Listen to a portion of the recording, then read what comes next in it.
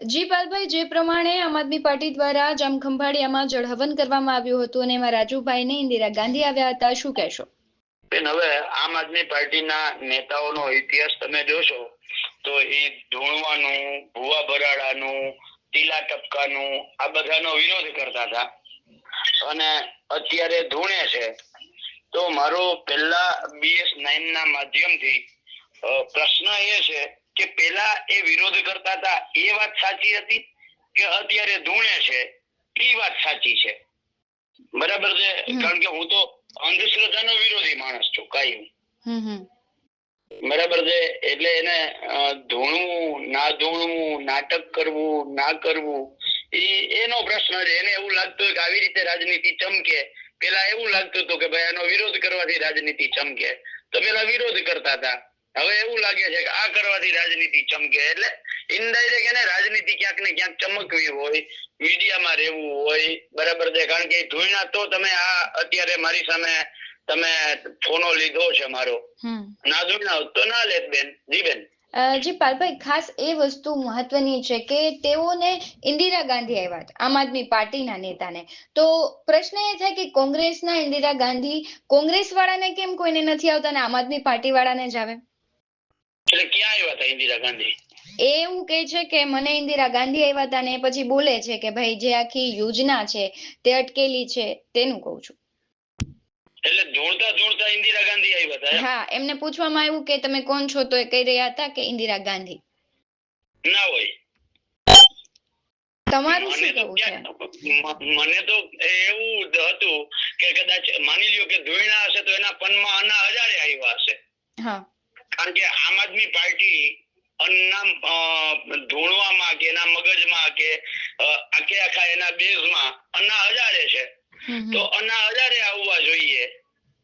બરાબર છે. અને માની લ્યો કે આ યોજના છે એ ઇન્દિરા ગાંધી એને પનમાં આવ્યા હોય તો એ યોજના વંગડી ડેમની યોજના એ ઇન્દિરા ગાંધીએ તો અટકાવી નથી, એ તો ભાજપ વાળે અટકાવી છે.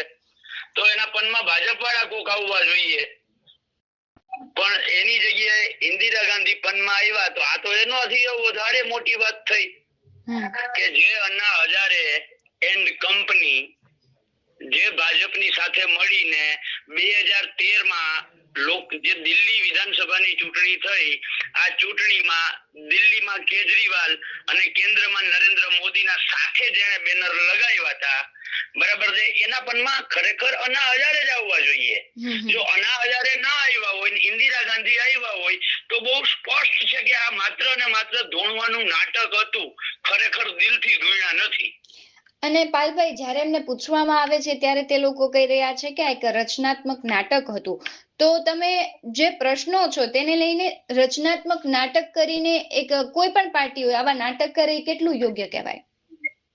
બેન, રચનાત્મક નાટક કરે તો નાટકમાં એને અના હજારે જ આવવા જોઈએ. રચનાત્મક નાટક કરે તો એને ભાજપ વાળા આવવા જોઈએ કે આ હું ભાજપ વાળો છું, ફલાણો છું અને આ ડેમ ને મેં આટલા વર્ષોથી થવા દીધો નથી. એટલે તમને એવું લાગી રહ્યું છે? હું એટલા માટે આ કહું છું કે માની લ્યો કે એ જ યોજનાની વાત છે તો એ યોજના અટકાવવામાં ભાજપનો હાથ છે, કોંગ્રેસનો તો કઈ હાથ નથી. મારે આજે યાદ કરવા પડે છે અમારા નાગાજણભાઈ જામને, કે જે નાગાજણભાઈ જામે અમારા કોંગ્રેસના જ આગેવાન હતા, ખંભાળિયા શહેર કોંગ્રેસના પ્રમુખ હતા અને એ ગામના જ જે માળી ગામ છે એ માળી ગામના રહેવાસી હતા. એને આ બધા જ ગામોને ભેગા કરી અને વંગડી બચાવો સમિતિ કરી અને અમે સતત એમાં લડ્યા છીએ. બરાબર છે. ત્યાર પછી આ ઈસુદાનભાઈ જયારે રાજકારણમાં નહોતા ત્યારે એ VTV ના એન્કર હતા ત્યારે, બરાબર છે, આ બધા જ ખેડૂતોને ભેગા કરીને ઈસુદાનભાઈ હારે મેં 2 વખત મીટિંગ કરાવડાવી છે અને મેં એને કહ્યું છે કે ઈસુદાનભાઈ તમારા ગામનું વંગડી ડેમ છે. કોના ગામનો? ઈસુદાનભાઈ ના ગામનો વંગડી ડેમ છે. બરાબર છે. આ વંગડી ડેમ ઈસુદાનભાઈ થાય તો આટલા લોકોને ફાયદો થાય એમ છે, આટલા ગામને ફાયદો થાય એમ છે. તો તમે અત્યારે VTV ના એન્કર માં બેઠા છો અને તમારું સિંચાઈ મંત્રી અત્યારે વાત માને, તમારા ગામનો પ્રશ્ન છે એમ કરી અને તમે આ પ્રશ્નનું નિરાકરણ લઈ આવો. બરાબર છે ને, તમારાથી થઈ શકે એમ છે. ત્યારે પ્રયત્ન અમે કોંગ્રેસે જ કર્યો તો, નાગાજણ ભાઈએ પ્રયત્ન કર્યો, એ કોંગ્રેસે કર્યો તો અને હમણાં છેલ્લે જ્યારે મેં મારા પદ ગ્રહણ સમારોહનો કાર્યક્રમ ગોઠવો ઈ મેં 3 ડેમોને ધ્યાનમાં રાખી અને કર્યો તો વંગડી ડેમ, રેટા કાલાવડ ડેમ અને સાંચી ડેમ. 3 ડેમ ઉપર એક આરે તો કાર્યક્રમ થાય નહીં. બરાબર. એટલે મેં કાર્યક્રમ સાની ડેમે રાખ્યો હતો અને ત્યાંથી મેં એમ કહ્યું હતું કે આ 3 ડેમ માટે અમે સતત લડતા રહેશું. આવનારા દિવસોમાં અમે આની લડાઈ કરવાના છીએ. એટલે ક્યાંક ને ક્યાંક એવું આ લોકોને થયું હોય કે કોંગ્રેસ વાળા કેમ આ મુદ્દાને લઈને ઉઠાવે છે, અમે ક્યાંક પાછળ રહી ગયા છીએ. એટલે મેં અહીંયા જલ સત્યાગ્રહની જાહેરાત કરી હતી કે જો નહીં થાય તો આવનારા દિવસોમાં હું જલ સત્યાગ્રહ કરીશ. એટલે એને કોપી મારી અને જલ હવન કર્યો.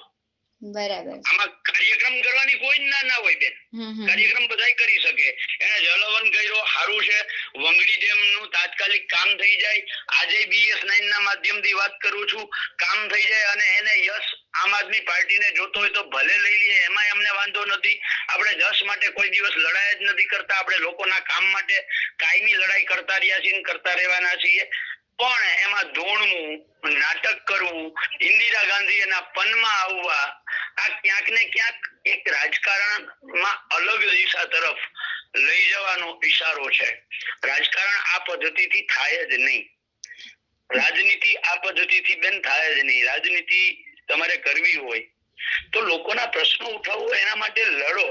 પણ તમારે ધૂણી અને આ શું કહેવાય ધૂણવામાં તમારે કેવું તો કેવું હતું ને કે હું વંગડી ડેમ છું. ધૂણવામાં તમે માની લ્યો કે રચનાત્મક કાર્યક્રમ કરવો હતો તો તમારે ઇન્દિરા ગાંધીની જગ્યાએ વંગડી ડેમ લઈ આવવો હતો. એટલે ઇનડાયરેક્ટલી મારી વાત પૂરી કરું છું, મારી વાત પૂરી કરું છું. જેમ ભાજપને રાત્રે સૂતી વખતે ઇન્દિરા ગાંધી સપનામાં આવે છે, બરાબર છે, એમ આમ આદમી ને કેમ પનમાં ઇન્દિરા ગાંધી આવવા માંડ્યા છે. બરાબર છે.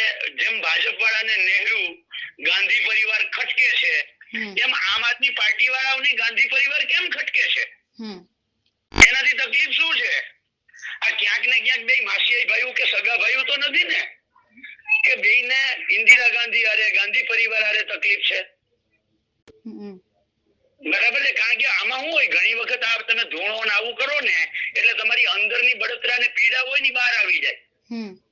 અને ઈ આ અંદરની બળતરા ને પીડા ક્યાંક બહાર આવી હોય એવું લાગે છે કે જેમ ભાજપને ઇન્દિરા ગાંધી ના ગાંધી પરિવાર ખટકે છે, એમ ક્યાંક ને ક્યાંક આ લોકોને એટલા માટે ખટકે છે કે ક્યાંક RSS નો બગલ બચ્યું તો નથી ને, એટલે એને ગાંધી પરિવાર ખટકવા લાગ્યું છે.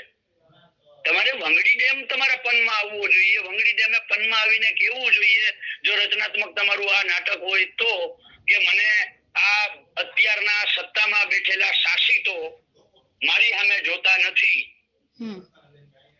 અને મારા જ વિસ્તારના ઉચ્ચ સિંહાસન પર બેઠેલા ભવિષ્યમાં, ભૂતકાળમાં અને વર્તમાનમાં, કારણ કે આમ આદમી પાર્ટીના પ્રદેશ પ્રમુખનું ગામ છે ઈ, બરાબર છે.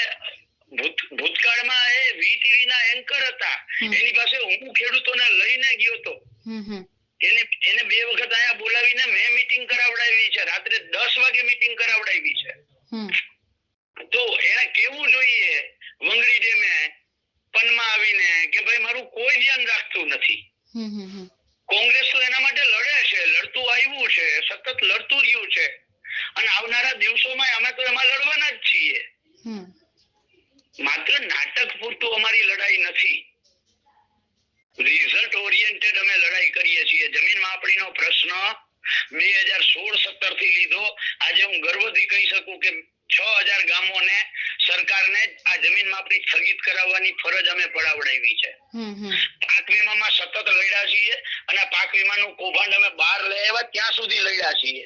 અને સરકારે એમાં અત્યારે જે છેલ્લે હમણાં માણાવદરમાં આવ્યો, એની પેલા માંગરોળમાં આવ્યો, એની પેલા શું કહેવાય કેશોદમાં આવ્યો, કલ્યાણપુરમાં આવ્યો, આખા ગુજરાતમાંથી 7,19,000 ખેડૂતોને પાક વીમો હાઈકોર્ટમાં જઈને અપાવડાવ્યો છે. એટલે નિવેદનીય નાટક નહીં, જમીની લડાઈ કરીએ છીએ અને સતત લડતા રહ્યા છીએ, બરાબર છે. એટલે કોઈ મીડિયામાં હવા બનાવવા માટે નહીં, પણ લોકોના પ્રશ્ન માટે સતત લડવું બરાબર છે. વંગડી ડેમ, રેટા કાલાવડ ડેમ અને સાની ડેમ, આ 3 ડેમ માટે મેં કહ્યું છે કે આવનારા દિવસોમાં જલ સત્યાગ્રહ કરવો પડશે તો જલ સત્યાગ્રહ કરશું, પણ સતત લડતા રહીશું. એટલે મારું આમાં માત્ર ને માત્ર ધૂણવામાં ફરીથી યાદ કરાવવું કે જે લોકો ધૂણવાનું, ટીલા ટપકા કરવાનું, અંધશ્રદ્ધાનો વિરોધ કરતા હતા, આજે એ જ લોકો અંધશ્રદ્ધાનો સહારો લે છે.